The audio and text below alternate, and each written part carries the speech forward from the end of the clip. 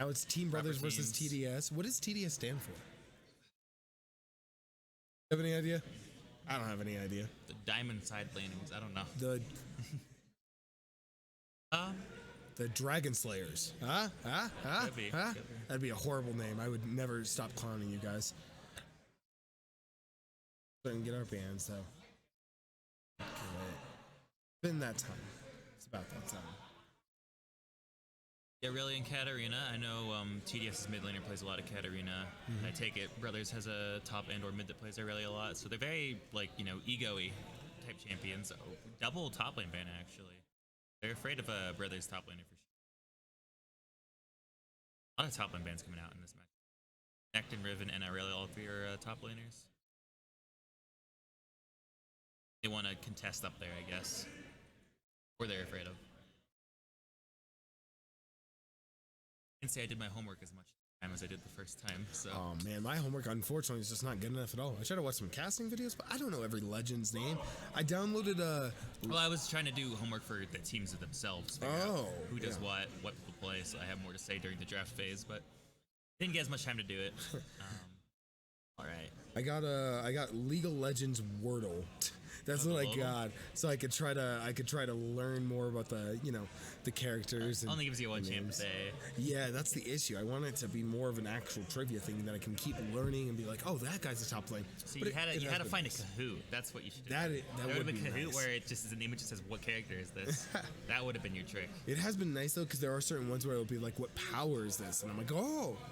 So it's kind of nice. The icon isn't always one-to-one with what the ability actually does, so it's a little hard to tell. There definitely needs to be a Kahoot version. I studied it by playing the game for thousands on thousands of hours. I'm so sorry. A bunch of I left Smash for it, so I relate to the Smash background. I'm so much sorry. I'm so sorry. Yeah, man, I got sick of seeing Robs and Aegis. It wasn't worth it.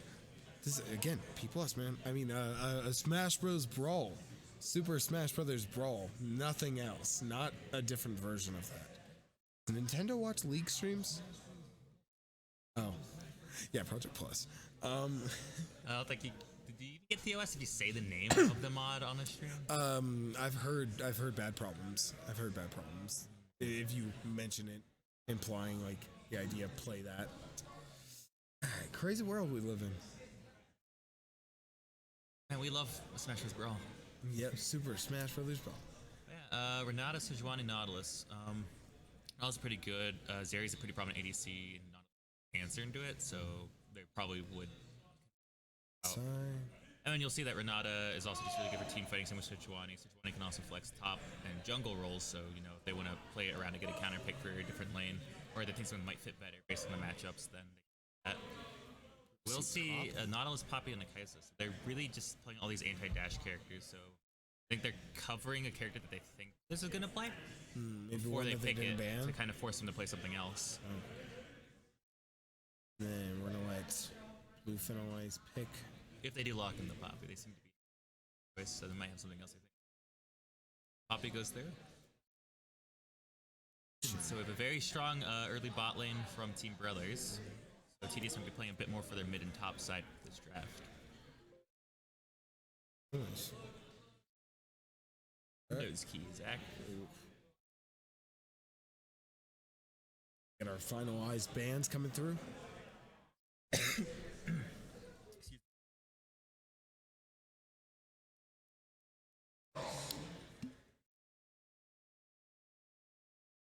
Band. Oh man, I'm trying to remember that name of the legend. The Viger. One more time. The Viger. God, everyone's got such complicated names. They don't even look like it. He's a Poppy. I can do that. I can say Poppy. Renata. Galen Mage. Been here since like day one, I'm pretty sure. Day one character. Looks. He's at least first 3 seasons, but I'm pretty sure he's a day one.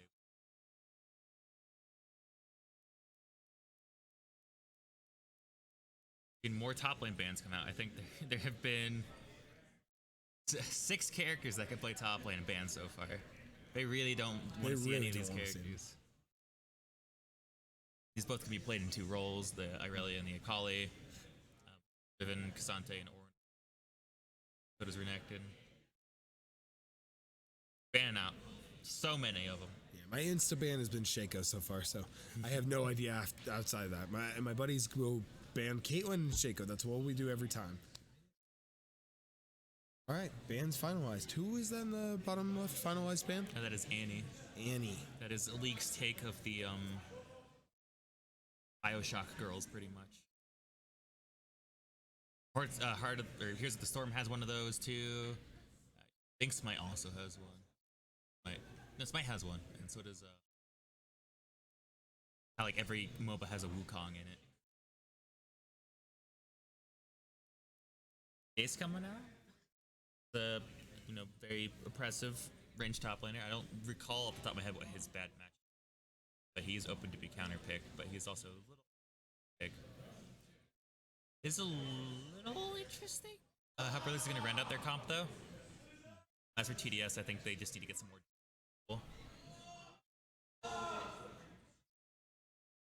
People popping off here. Interesting sound for a pop off, that's for sure. Getting really invested in whatever game they're currently in. The match is already like 5-10 minutes in. This one's been a little bit late. Still haven't seen the AP at least in. We haven't seen anything fancy like that yet. I think the fanciest thing we saw was the Twitch top lane. Yeah, but a result of bans and so on and so forth. Cool to see though. Azir and Sion. So TDS is a very tanky team. It kind of works for them though, because Brothers doesn't really have a good anti-tank option drafted so far. They're gonna need to get some kind of, I think, AP burn champ, something like a Nivea would be kind of good. I'd say here. You could also look for Poke on Corki. Cassiopeia wouldn't be terrible either. There it is. Go. Yep. What did you say? Let's go. I know my drafts. Yeah, so that does help Team Brothers go out. They have a decent bit of scaling with their Jace and Cassiopeia, and their Lucian Renata is going to be their kind of early game anchor. As for TDS, they're going to need to look for. I mean, Kai'Sa scales decently well, but she's not going to be as strong compared to the Lucian Renata lane. You have a lot of frontline offered on that team. Poppy's a tank, Nautilus is a tank, Sion's a tank, and then Azir is he's pretty consistent most of the game. Alright, so we're going to see Cassiopeia. But their front to back's going to be a lot better in the early game. But I think the game goes long enough, Brothers will have the items on Cass and Jason. It'll be a little difficult for them to get through. What's the real win condition for each of these teams?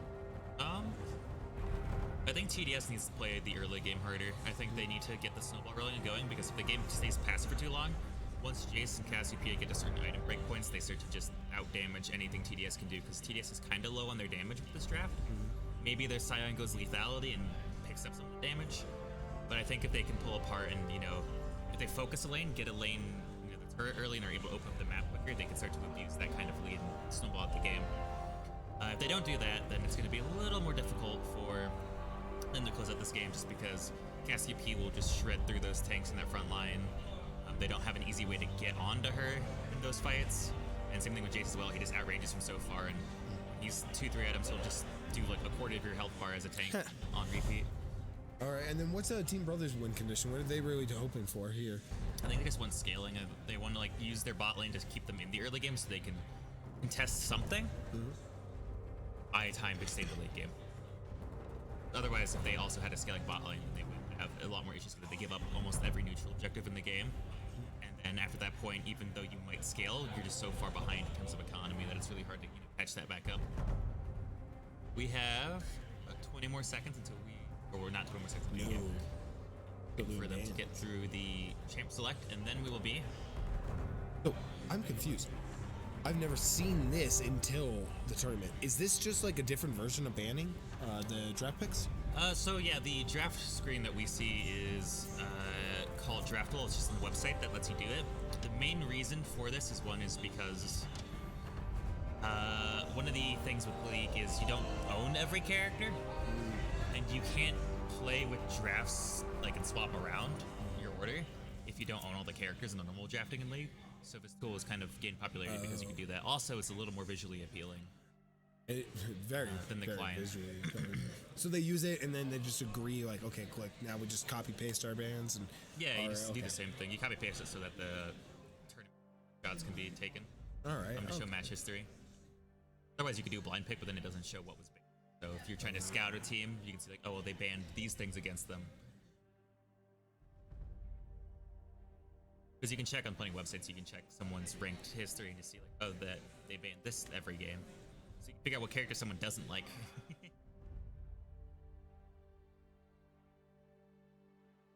For my prime example against Shaco, it would be like, okay, cool. We know that, like, that's by default gonna happen every single time. Lux players yet? Yeah, I think we'd only see a Lux player if we see a Caitlyn game as well. See Caitlyn game with the Twitch game? With the Twitch? Yeah, that was a Caitlyn, for that one? It was Caitlyn's...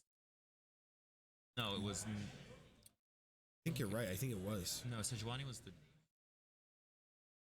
Well, I think it was Maokai or was Nautilus that was a support that game. Okay, right?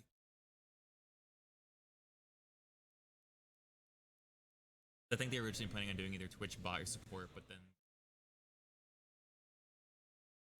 on the enemy team, they wanted to respond to that, so they flexed the Twitch to top lane and more favorable matchup in the bot lane for it. Yeah, K-Lux is just a really strong combo because they have insane range and they just hold you under turret for like the first 8 minutes. We have a Cloud Drake as the first dragon coming into this game. How did you know that? The top left. Oh, okay. It tells us the... And that's random which Drake appears first, right? Oh yes, the first dragon you'll have will be random and all the ones all after it, but the second one team has gotten... Or the second 2 dragons have died, it is only the same type rest of the game for the third one, but that's also random. That will be the soul that you can acquire. This extra buff you get for dragons. TDS is trying to go over there and invade while Bros is trying to defend at home. I don't know how much further that TDS is going to push up, or if they're going to kind of more chill down here by bot. Look at them. They're emoting on us. I love the Keck W Brahma mode that we got last World season. They had it as a Twitch drop, and it was a very, very popular emote. We saw the pro players spamming it almost all the time before it came out. Yeah, so going back. Brothers was expecting a invade there, so they all stacked a bush on their jungle, and then TDS looked for a lane invade. Okay. Common good thing to do against the Lucian, just because they get that early bush, they can kind of get a early cheese because Lucian's strong in the early first 2 levels. You can kind of get an early cheese on the enemy laner and start to your lane. So again, still new. I understand more concepts of similarity about like who does what role and who's playing what, but I still don't know. Like who's mid, who's top, who's jungle, who are the ADC and supports. Like I don't necessarily know. I mean, generally the scoreboard order will be the topmost is the top laner, the second one is always the jungler, the third one is the mid laner, the fourth one is the carry, and the fifth one is the support. Okay. Normally referred to as bot laner, it's generally the carry role because it tends to be a high. There's a few strats that are a little weird that play with that, but it tends to be pretty uniform in that regard. But we will see the Lucian and the Renata get the early level 2, and they're going to get this bot lane push that Kai'Sa and Nautilus can't really contest. Let's talk about that strong early game that they had with that lane. The solo lanes are a bit more, more neutral in how they're going. You see Azir, Batman has the push, but beside, let me get it right beside, got some good damage back, but they don't have quite control of the wave yet as it is. Yes.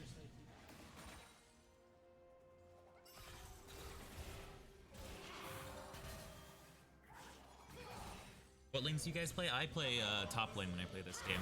Who do you solo laner? Who do you mainly play on top lane? My go-to, my 3 most played characters are 2 top laners and a support, but my most played for top laners, I'd say the top 3 are HR's Kled and Darius are the 3 I've played most. Pretty similar pool to ECS One's top laner has a similar champ with me, so it was kind of funny when I saw him show up, and I'm like, oh hey, we play the same guys. But my second most player is a support, which is Rakan actually. He's the Lovebird character, because they made a support and a carry that were designed to kind of be together, and they're Lovebirds, but I play them by myself and be like, haha. We see an engage going after Nada gets the root, but Nautilus answers with his hook. They do get her, and the bailout saves Renata's life. She was dead there, but because her W gives her a couple extra seconds of life, and if they get a kill in that time, they actually do survive. But we do see Kidadrill, or Kadal, go for the gank, but Lucian does pick out Utama Kasumi, but does die for it, but that is still kind of unfortunate for Brothers, because there is a wave that was at that turret, and that is some CS that the Kaisa is not getting for this game. Personally, myself, still very new. I play mostly jungle. I've been doing Nunu and Warwick as my mains, and then a little bit of playing around with Seraphine just because I love her so much, even though she's not great. Trying to mess around with her, not just being support, trying to play her a little bit more mid and stuff. But again, I don't know what I'm doing, so how hard that is. I have some strong feelings against Seraphine. Why? You don't love Seraphine? Her launch was a little scuffed. In terms of Riot's execution, she was a character that was like made for a skin line first, and then her existence in the League universe was like an afterthought, because they're really popular K-pop band Skinline, KDA. She was basically designed for that, and when they like kind of secondarily made her lore. But we do see the engage from the Lucian Renata, again the very strong early game lane, and they're just picking off this bot lane. We do see the Nautilus gets the hook on Renata when she goes for the dive though, and does trade 1 for 1. They milked it a little bit out of that trade, but again, like his bot lane just getting such a disgusting lead. TDS is gonna have some issues with this because they need to kind of get a hold of this early game, and with this off from Lucian, they're gonna have to. It's gonna be hard to contest these early dragons, and it's gonna give a bit, time. Because if you get that early dragon on the scaling team, get more and more climb. We do see an all-in from Beside against Batman that Cassiopeia full stacks the Conqueror and full stacks her E. Just to melt through that Azir. Lethal Tempo used to be a lot stronger in the early game, but they did nerf it recently. So it's not as contestable with an early game Conqueror as it used to be. Dragons up, we're going to see that, Brother's going to have their jungle come down there, help out a little bit. Maybe going to start taking that. Or when they're going to push Drake. You see Kidal taking advantage of Lucian being by himself in the lane. Renata was off. I believe she was still off the reset from the death she had diving the turret. And they managed to capitalize on the fact that Samwise was still kind of pushed up in lane, and they did get that pick out. A little bit of a swing back for TDS. We won't see any objective being taken out because they don't quite have the intel or the ability to take these dragons yet. Like I said, does need to cash out on that kill in the bot lane and even out her items in her current inventory.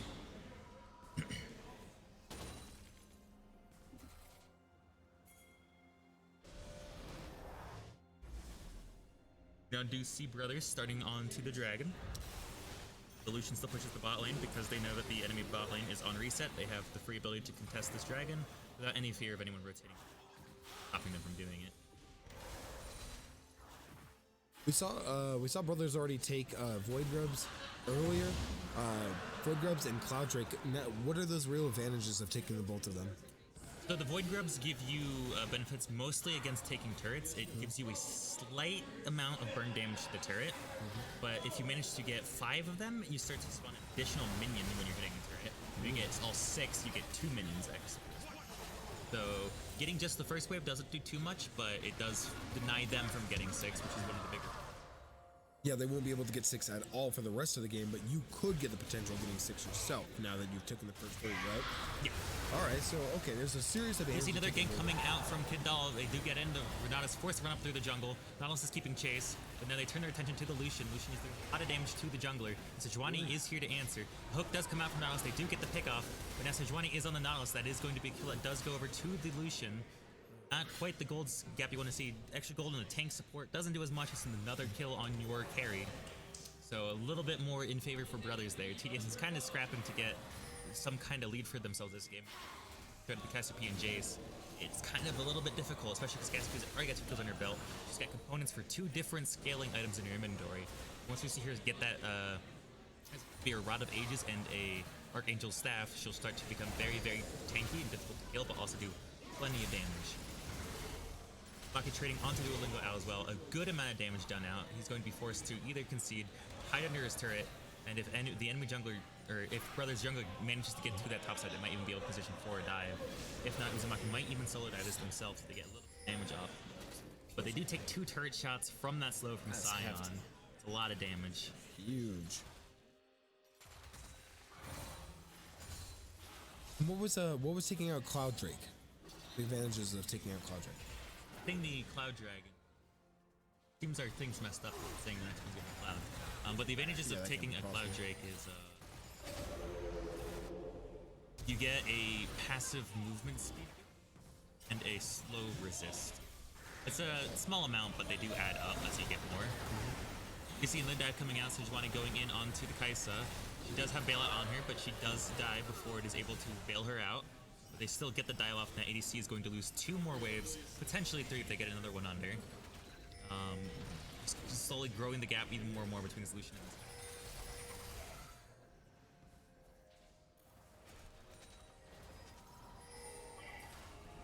He'd pop a pull up there and maybe gank. Pop.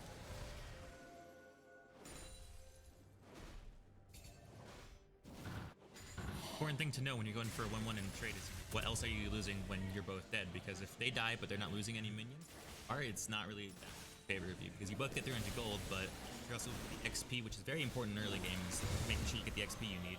Late game, you can give up a little more because it doesn't do as much. It takes long to level up. And as well as like levels are still kind of a fixed value in terms of how much strength they give you, with exceptions such as characters that have certain level breakpoints on ultimate ups. But then past that, it's really the gold as well that they're missing out in the early game. The small leads do a lot in the early game. 300 gold up in the early game versus 300 gold in the late game is a stark difference because that 300 early is way more. Love getting to hear them talk. You're very loud and you're so bad in the distance. It's beautiful. It's like... Do you see the gank coming out from Kid Dull in the top lane? See the flash coming from Uzumaki. They try to run away. He does get the speed gate out. He is running away. It may be hard for them to get the lockdown, but the Sign Q should be back up. That is going to be more damage out, and that is a pick going over to Duolingo Owl. And this whole time as well, Brothers was looking to take that second set of guppies, but Batman was able to get the rotate up to those guppies and put a stop to that take. So I believe Bunny only got one of them. So that is 4-2, so no one gets the extra bonus from the guppies. Man, so literally no team really gets a huge advantage, and they get a small advantage, Brothers do, with the original 3, but they don't even get 5. It's slightly, like, it's a very small amount of burn damage they get per guppy to the turret, but it's like an extra hit worth of damage over like 10 seconds of hitting the turret, so it's pretty still small. matters. It helps a little bit, especially in the early game, because you know when these plates are up, the turrets have a lot more resistances, so it take a little longer to take. All right, so we see dragons coming up in about 20 seconds, but it says Cloud. That's definitely a mistake on our end. You can't have the same dragon twice. Do we? Can't have the same dragon twice yet. Later on you will, but not at this moment. We do see the Sejuani are catching that Oz, and they do pull them straight out from the turret. He's forced flash over the wall, but the Lucian Autos come through, and they do die to Renata's Ignite. Just barely. So the Lucian did kind of, flash in for that kill, but the last tick burn did take it out. So they are looking for the dive on the Kaisa. Lucian's Q does miss, but it still has the damage. It isn't quite there, and Poppy is there to catch them. Renata should be falling here. Lucian doing what they can to keep her alive, but the E will finish out the Renata, and that Q and autos will take them down. That's a double kill to the Poppy. Way to go, Poppy. Coming down there and helping their team out, doing just fine. Definitely just being there in the right time, and Lucian and Renata went for that extra dive a little bit greedy on that part. They could have backed out and taken the dragon for free. But it still does fall to Brothers. Brothers does get the Chemtech Drake. This one gives you a bonus to your heal and shielding. It affects the... And also gives you a little bit of tenacity, which reduces the amount of time. Everything but knockups and suppression. Brothers still got it, though? Yeah, Brothers got it. Okay, they managed to take it with the mid laner and the jungler. Surprising. They took it relatively fast.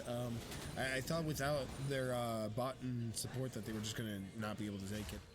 Generally, it's a lot slower when you don't have your carry champ, but Cassiopeia does have the damage output of a generally carry champ because her E ability works as effectively like a castable auto attack, and it's a very low cooldown, so she can keep hitting things quite a bit. We do see Samwise throwing out the Lucian R. It does go wide. They try to punish, that engage to try to get on the Renata, and they can test this vision in this bush. So they can see if Poppy's coming down there for any reason. We see the TP coming out from beside, catching out Kid Dull on this gank on Uzumaki, getting another kill of the Cassiopeia. She is 4-0. She's going to be a massive problem for TDS this game, and she only gets stronger as the game progresses. As she has finished her Rod of Ages, once that item has been in her inventory for 10 minutes, she gets a free level up and a lot of extra stats per level. She's also building Archangel's Staff, which will give her even more benefits when she's fully stacked in that tier of the goddess. But we do see Sejuani ganking the mid laner as they're running for their life into the enemy jungle. Using the environment to get enough TP time. out. Ooh, Not but enough Sejuani time. catches them and interrupts the channel, and that's Whoa. another kill over for Brothers. This game is looking very, very heavily skewed in Brothers' favor. Risky right to now. go deeper into your opponent's jungle like that, but I mean, it could have paid off and would have been huge, but just not enough time. Not enough time. Yeah, no, if Sejuani didn't predict that they were going to be there, they could have very easily gotten out because the TP channel only takes 4 seconds to get out versus recall, which takes 8. So it's a very good way to get out of a situation. And also, the only way to interrupt a teleport is by hard CCing them. So if you're fighting a character that doesn't have something like Sejuani's knock up or stuns, It wouldn't then have even if she mattered. hits you, you can still get out. Yeah. Okay, jeez. Then their jungle's taking Baron right now? The first objective after the Guppies is the Rift Herald, which is like a battering ram for turrets. Yeah. And I believe it spawns at 14 minutes into the game is when it first spawns. Yeah, when plates go down, right? Yes. Okay. Fair enough. We're gonna see Brothers just push. It's honestly the least prioritized objective in the game, but we do see the gank going in. We do see Samwise getting the pick out on the Kai'Sa. We do see popping the area, but Renata does have bailout on Lucian. Is he able to get the Nautilus in time to save his life? Yes, he does. But he still falls to the Azir. But we now have Jace TPing down to the bot lane, ready to punish this gank. It's the full damage on the pop. He's able to take them down and get some extra damage off onto Azir. They're able to get the final bit of burst to finish out. And ooh, Q does go wide, but Azir goes in looking on Frankie G, but is picked out by Jace's melee form. That's an extra kill over to Jace. That is a lot of gold, a lot of shutdown sitting on the Brothers' side. It's going to be very, very difficult for TDS, but if they can manage to maybe pick out this Jace, pick out this Cassiopeia, give those kills to their Kai'Sa, give them to the Azir, they might be able to get a bit of a swing and be able to start taking and contesting these objectives. Look to close out this game. But there are 3 turrets taken by the Brothers and no turrets taken by TDS. The map is going to be a lot harder for TDS to step up into because they have a lot less safety on the map now. And Brothers are kind of spreading their web of vision deeper and deeper towards TS's side, making it harder for them to move around, especially unrevealed. So what can TDS really do in this? So they're low down in kills, they're low down in objectives, they're lower down in gold. What can they really do to bring this back? What would you do in that perspective? Because for me, at this point, my brain goes FF. But you're in tournament, there's money on the line. What do you do from this point? You generally have to do exactly what they did right there. Actually, they managed to isolate one of their carries that had a shutdown, and when you get that gold over to your team, it gives you a lot bigger swing because a kill on them is worth more than one of them getting on you. And you just need to get these swings, get these aggressive plays off to kind of get that lead and get some kind of pressure back on the map. Because now Sion's open to push up this top lane, and now since only 4 of them are up, they can do a lot more pressure. The only issue is they also lost a player themselves, which just makes it kind of difficult to do anything, as they will now siege his bot lane.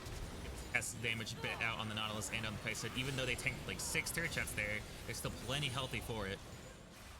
You really just have to try to catch out Brothers on any kind of mistake or overzealous play they make. Because they're ahead, they're playing confident, and sometimes overconfidence can be your downfall. And TDS really just needs to find any moments that the Brothers make that is like that and capitalize it best they can. If Brothers do play the rest of this game perfectly, then there's not really anything TDS can do to get in, but every person in this match is a human being or makes mistakes. Brothers now clearing out a little bit of mid, going to be taking over for the new dragon that's coming through. Should be on the 3rd dragon. I believe it is Ocean. Ocean is going to be the soul in this game. Normal Ocean Drags just give you a little bit of max health regen for having. But if you manage to get the soul, you actually get a fixed amount of healing based on a mix of your stats. And if you get this, but we do see the Poppy ult knocking the Sejuani away and getting the steal on the Drake. Very well played. Poppy R is really good at just knocking someone out of the fight, and when you get that jungler away when the dragon's about to go down, it's really easy to win that smite battle. We'll see TPs coming out from the Brothers, though, as they're trying to punish this play that they made. We see Cass R going out onto Batman. That poison might take them out, but we do see, beside getting 900 gold shutdown over to Kai'Sa as the clip goes in. We still have both carries alive on both teams trying to do what they can. Lucian gets knocked up while Kai'Sa's trying to finish off. Kai'Sa does get the shutdown to Lucian as well. Sejuani does run back into the jungle, but we do see Uzumaki that entire time was still top lane and is pushing down this turret, getting extra gold using that Rift Herald. 700 gold from that turret. I mean, and now might even take out the Scion at the same time. You're taking out a lot. You're taking out a tower. You're already doing a lot of pressure, but good on TDS for getting in there and stealing Dragon and being able to actually wipe out a huge amount of the brothers. Yeah, they got a lot of shutdowns over to their Kaisa, which is one of their ideal characters to get it, as she does a lot with that gold. When she gets to her 3 items, 4 items, she starts to do a lot of damage to a lot of people. With the build they seem to be going, that their poke is going to be really high as well. That W, once she finishes her second item, Nashus 2, will just do a lot of damage, and that refreshes when it's when she has past 100 AP. Does so much damage to anyone, tanks included. There still is a 6k gold favor towards brothers, as Jace did manage to get rift onto that turret, did get a lot of gold for himself. He's almost done with his 3rd item, I believe, as he gets Man Immune, Eclipse, and he's working on his Serelda's Grudge. It's gonna be a lot more difficult for them to do anything. But we did see a little bit of a bounty swing because of that team fight, as well as the Dragon going over to TDS. We should be 2 for 1 on the Dragons now. So that is, something that they can maybe play around, is that they can stack the rest of the Dragons. They might be able to use the power of the soul and maybe Elder Dragon when it comes up to then try to, maybe get some kind of luck off of that and out of the game. We do have the first Baron spawn coming in just 2 seconds now. And see that there might be plays made around this objective. They immediately started going for Baron the second he popped up. We're already see they 3 side, and I think if they see, if the brothers see TDS, collapse on their Cassiopeia in the bot lane, they might actually go for it. We do see the Nautilus get caught out by the Sejuani and the Renata here, but as a pick going down over to the Fate their brothers, there's one less player on the map. That is a Baron angle with Cassiopeia shoved up keys in the bot lane. Someone's going to have to answer that. That will leave a 4v3 in favor of the brothers on this Baron, if they so choose to do it. It looks like they choose to siege the lanes while this Nautilus is down. With Cassiopeia up and knowing that she can 1v1 almost any player in their team, if not any of them, they have to send 2 to answer her, so they're going in. But Azir goes in for the Shroom Shuffle, sends him to the side, spawns the turret. Poppy sends 2 of them out. They have isolated Renata and Lucian. Lucian is running for his life. He managed to barely get out with his life. As the fight goes out full in, we'll see Poppy taking as much damage as beating as she can. We see Kaisa fall to the Cassiopeia. We see Sion slowly just getting rooted and burst out by the team. Brothers have lost no one, but they have been chunked quite a bit. But now TDS has lost their engage options. They've lost their ability to continue this fight. And now we may see a siege from the brothers as they take this inhibitor turret and open up the mid lane for the rest of the game. There's no more safety in this lane, and when this inhibitor falls, they will almost always have push in this wave with how strong super minions are. And they're pushed up in the lane. They cleared out some room. Now they're going to go back. And wait, are they not going to recall? Not going to recall home? They're not quite recalling, which is maybe a little risky, as I think they're looking for the Baron angle, but they are down on resources, and with TDS moving in to contest this, if they get any other lower health characters, I mean, we could see Poppy do the same thing again, right? Pop up with opponents and take away Baron with a smite. She couldn't quite, just because her ultimate's not quite off cooldown yet. But that is an option here. But they did realize that TDS was not staying in their base. They were not clearing minions. They were not pushing anything, so they knew they were coming for the contest. They did decide to back off. Uzumaki does stay a little too far up and a little too long, longer than his team, that he does get picked off right before this Baron goes.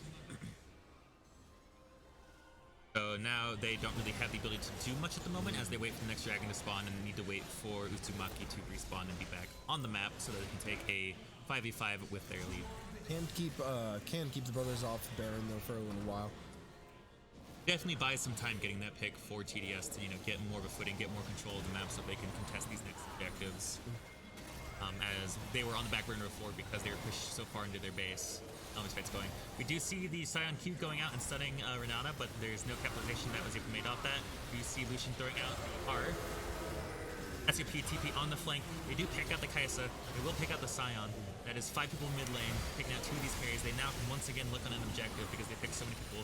Or they may even look to end the game, which I think they are opting for, as they might have the ability to straight dive, as they still have Sejuani ult to play off of, and they still have Renata's hostile takeover to play off of.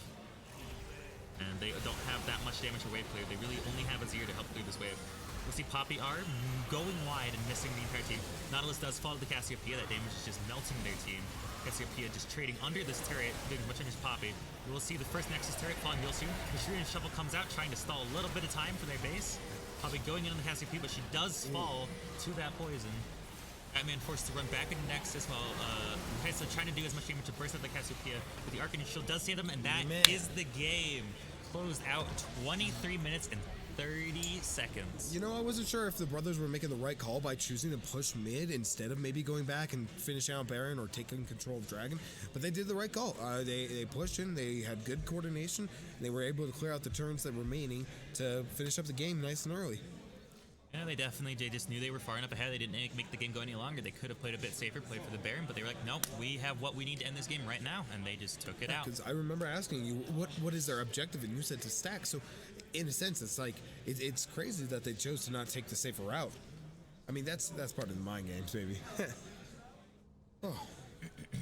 I mean, the risk of always doing the safer route is that you give the enemy team a little more time to get their footing. But yeah, I mean, they picked out the Kaisa, they picked out the Sion, so they knew most of their wave clear was gone. They really only had the Azir, and they just had all 5 up full healthy, and they had ways to still pick a fight because they still had the Sejuani engage, and they still had the Renata ult. It's really hard for TDS to answer this in time before their teammates are back up.